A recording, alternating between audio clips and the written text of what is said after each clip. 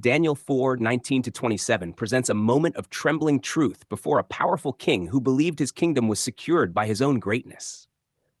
Daniel stands before Nebuchadnezzar with grief in his heart, not delight.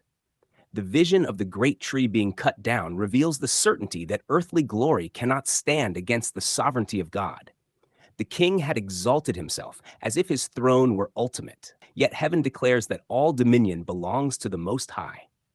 The dream speaks in symbolic language. The towering tree represents a kingdom that spread across the earth, providing shelter, provision, and influence to many nations. Yet the command from heaven to cut the tree down reveals that human empires are temporary. Even the strongest kingdoms are subject to divine judgment when pride rules the heart. Daniel's hesitation is important. He does not approach the king with condemnation or personal bitterness. Instead, he speaks with compassion. Truth is delivered with sorrow because judgment is never portrayed as a source of joy. Daniel desires mercy for the king even while announcing the consequences of arrogance. The cutting down of the tree points to the humiliation of self-exaltation. Nebuchadnezzar would lose his sanity and be driven from men until he learned that the heavens do rule. This is not merely about one ancient ruler. It reveals the collapse of confidence in human strength, political power, and fleshly glory. Every kingdom built upon pride eventually falls under the weight of its own arrogance. The stump left in the earth is significant.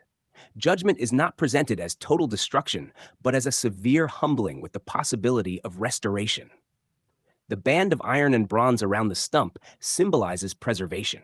God restrains complete ruin and leaves room for recovery. Mercy remains present even in discipline. Daniel's counsel in verse 27 calls the king to break away from sins through righteousness and show mercy to the poor. The issue is not merely personal pride, but the abuse of power. Earthly kingdoms often magnify themselves while neglecting justice and compassion. Daniel urges the king to recognize that true greatness is not found in domination, but in humility and mercy. The passage also exposes the illusion of self-made glory. Nebuchadnezzar believed Babylon was the work of his own majesty, yet the vision reveals that everything he possessed was permitted by heaven.